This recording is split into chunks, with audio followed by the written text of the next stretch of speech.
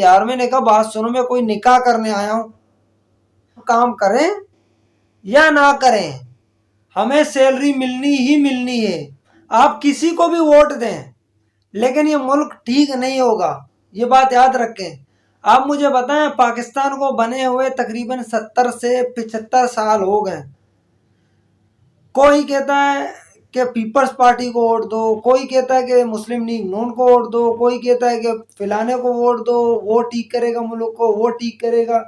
आप मुझे बताएं, अगर मिसाल के तौर पर हमने मुस्लिम लीग नून को वोट दे भी दिया, क्या गारंटी है वो ठीक करेगा?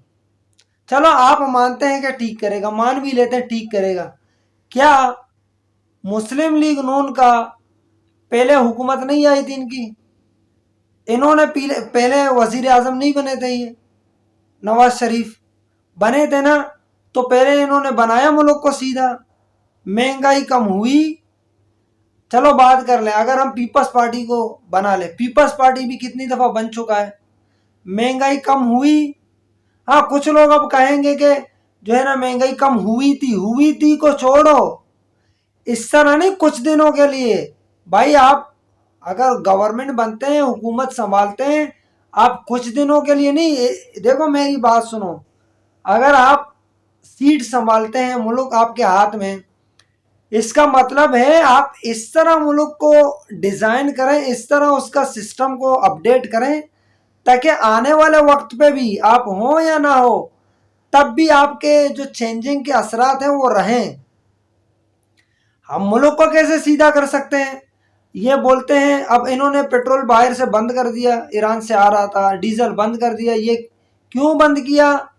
कि अगर मैं और आप पेट्रोल वहां से खरीदेंगे, डीजल और तेल वहां से खरीदेंगे, तो टैक्स फ्री होगा, हमें सस्ता सस्ता तो पड़ेगा, लेकिन गवर्नमेंट को टैक्स नहीं मिलेगा। ये इनकी सोच है।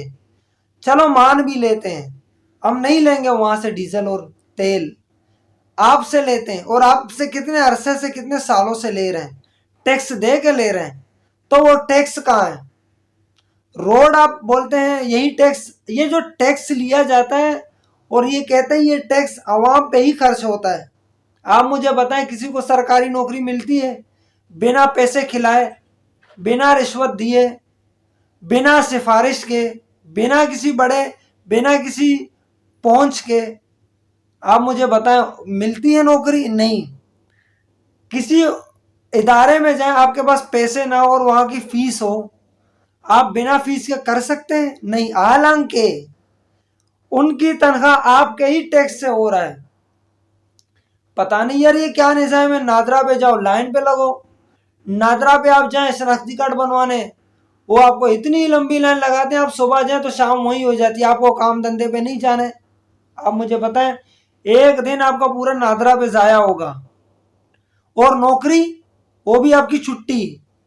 अब आपके टैक्स से नादरा चल रहा है, और इन्होंने आपको ही लाइन पे लगा दिया है, और आपकी दिहाड़ी भी गई, सारा दिन लाइन पे लगे लगे। और दूसरी बात, अब आप उनसे पूछो कि भाई क्या क्या चाहिए मुझे, ये शनाख्ती कार्ड रिन्यू करवाना है या नया बनवाना है, या बच्चे का कोई सर्टिफिकेट है या कुछ भी है, तब वो आपको सही बात नहीं करते हैं कि ये चाहिए। आपको बोलते हैं आप लाइन पे लगो, टोकन लेके, आपका नंबर आएगा, आपका काम हो जाएगा।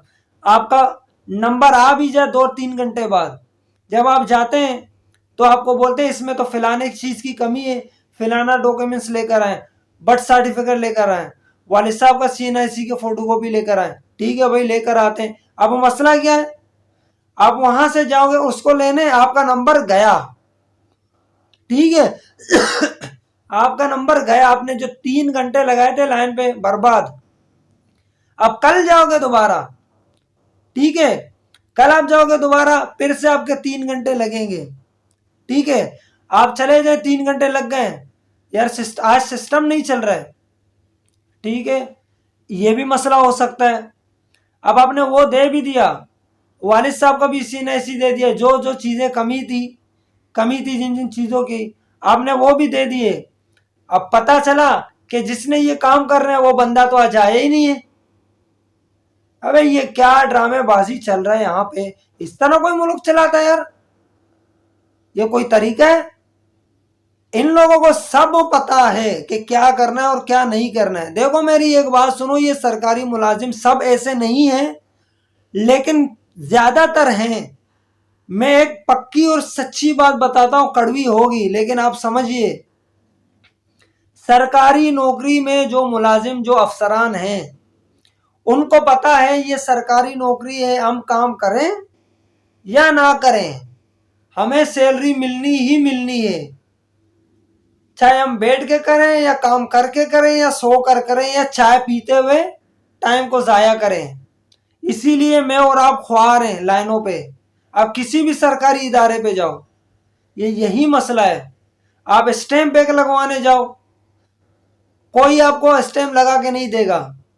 आप थाने जाओ, कभी करेक्टर सर्टिफिकेट को सिग्नेचर करवाने थाने में जाओ कि भाई मैं इस इलाका मकीन यहाँ का रिहायशी हूँ, मेरे को जो ना थाने से सर्टिफिकेट चाहिए, वो उस पर स्टैम्प सिर्फ एक लगवाने ठप्पा, वो आपको नहीं लगा के देगा। मैं गया था, जिस कंपनी से आप जाओगे वो कहेगा आपको ताने का स्टैम्प लगवाओ, जो आपको एक फॉर्म देगा। आप ताने पे जाओगे, वो कहते हैं आप फैले जाओ फलाने ताने पे। यार मेरा घर जहां पर है उस टाउन पे आपका ताना पड़ रहा है, मेरे इलाके का ताना आप हो, सही है, मेरे इलाके का ताना ये ताना है जहां मैं अभी आया हूं, तो ये आपका काम है। नहीं, ये कहते हैं आप उस ताने पर जाओ, फिर वहां से वो हमें मेल करेंगे, फिर हमारे पास आओ। अब वहां जाओ, वो कहता है नहीं भाई, आपको जिस कंपनी ने पहले भेजा है आप उससे बोलो ये तो उस थाने पे ठप्पा लगेगा जिस थाने पे आपकी रिहाइश है। ये जिस थाने पे आप गए हो उसने भेजा उस थाने पे, और उस थाने ने वापस भेजा आपको इस थाने पे। आप लटक गए, आपका काम नहीं हुआ। ये चल रहा है हमारा निजाम।